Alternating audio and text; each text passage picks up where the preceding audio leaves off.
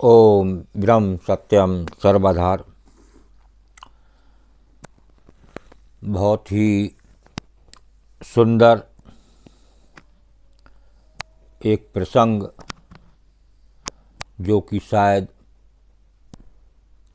आपकी रुकी हुई जिंदगी बदल दे। आइए श्रवण करते हैं एक प्रसंग। स्वामी राम जापान गए थे।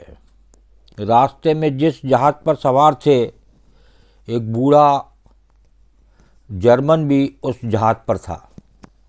एक बूढ़ा जर्मन था, वो भी जहाज़ पर था, जिनकी उम्र कोई 90 वर्ष होगी। वो 90 वर्ष की उम्र में चीनी भाषा सीख रहा था। चीनी भाषा सीखना कठिन मामला है, क्योंकि कठिन मामले को कराता है विश्वास प्रभु का। शायद पृथ्वी पर उतनी कठिन कोई दूसरी भाषा नहीं है। उसका कारण है कि चीनी भाषा के पास कोई वर्णमाला नहीं है, कोई अल्फ़ाबेट नहीं है, कोई ABC का खा गा कुछ भी नहीं है। चीनी भाषा पिक्टोरियल है, चित्रों की भाषा है। एक एक शब्द के लिए एक एक चित्र है। अगर झगड़ा लिखना है, लड़ाई लिखनी है, तो लड़ाई के लिए कोई शब्द नहीं है। सिर्फ एक छप्पर के नीचे दो औरतें बैठी हुई हैं। एक छप्पर के नीचे दो औरतों के बैठने का मतलब झगड़ा होता है, तो छप्पर बना है। अब प्रतीक में दो औरतें बैठी हैं, ये झगड़ा हो गया। तो इस तरह कम से कम 1 लाख शब्द सीखने पड़े तो कहीं साधारण चीनी का ज्ञान होता है। 90 वर्ष का बूढ़ा चीनी भाषा सीख रहा था, पागल हो गया। राम तीर्थ को लगने लगा, इस बूढ़े को क्या हो गया।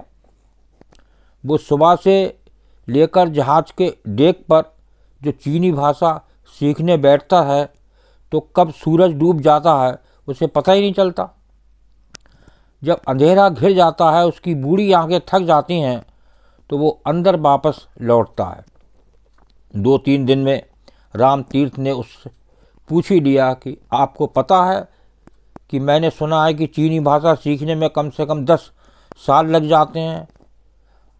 आप अब सीख पाओगे? आप अब कब सीख पाओगे? आपकी कितनी उम्र हो गई है? उस बूढ़े ने कहा कि उम्र का हिसाब भगवान रखता होगा। इस फिजूल काम में मैं नहीं पड़ता। ये काम से फुर्सत कहाँ है? राम तीर्थ ने कहा, वो तो ठीक है, लेकिन फिर भी 10 साल का लग जाएंगे सीखने में, और आपके बचने की उम्मीद कम है। उस बूढ़े आदमी ने कहा कि 90 साल का मेरा अनुभव कहता है कि 90 साल तो मैं बचा। मरने की संभावना रोज़ थी, कभी भी मर सकता था। 90 साल तो मैंने मरने को धोखा दे दिया। 90 साल का अनुभव ये कहता है कि अभी तक नहीं मरा, तो ज़रा विश्वास बढ़ता है कि जी सकता हूँ, और भी जी सकता हूँ। लेकिन तुम्हारी उम्र कितनी है? राम तीर्थ बहुत मुश्किल में पड़ गए। उनकी उम्र उस समय 30 ही वर्ष थी। तुम्हारी उम्र कितनी है? राम तीर्थ ने कहा, उम्र तो 30 ही वर्ष है। उस बूढ़े आदमी ने कहा कि बेटे, मैं तुमसे कहना चाहता हूँ कि तुम्हारा देश क्यों बूढ़ा हो गया है? तुम कुछ भी नहीं करते, तुम सिर्फ मौत की प्रतीक्षा करते हो, तो बूढ़े तो हो ही जाओगे। फिर मेरा तो ख्याल ये है कि अगर भगवान कहीं भी है, तो इस बूढ़े को देखेगा कि इतना श्रम करता है, तो दया करेगा ही। और अगर नहीं है तो उसकी फिक्र ही छोड़ देनी चाहिए। और अगर कहीं है तो इस बूढ़े को बच्चे की तरह मेहनत करते देखकर ये सोचता हो कि अभी इसे और उम्र दें। और ये हैरानी कि मैंने घटना सुनी कि ये बूढ़ा 15 साल जिंदा रहा।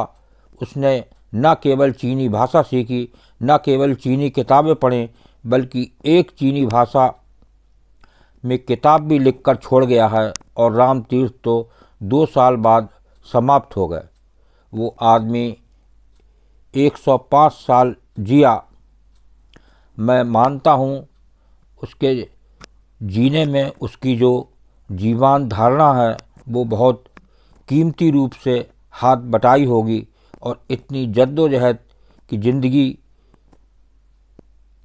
के लिए कर रहा हो, उसके लिए भगवान भी अगर कहीं हो तो थोड़ा ख्याल रखना पड़ेगा ही। देखिए, अभी आपने प्रसंग सुना, जो बुजुर्ग 90 साल के थे, उन्होंने वो चीनी भाषा सीखी और एक किताब भी लिख डाली। ये होता है विश्वास। जब स्वामी राम तीर्थ ने उनसे पूछा कि तुम्हारी उम्र कितनी है, तो उन्होंने कहा मेरी उम्र 90 है। तो बोले अभी आप भाषा सीख पाओगे? तो बोले भी 10 वर्ष लगते हैं इस भाषा सीखने में। लेकिन उसके अंदर एक विश्वास था, एक प्रभु का विश्वास कि जो होगा वो देखा जाएगा। और उसने वो बीड़ा उठाया और वो भाषा सीखी, उस पर एक किताब भी लिख डाली।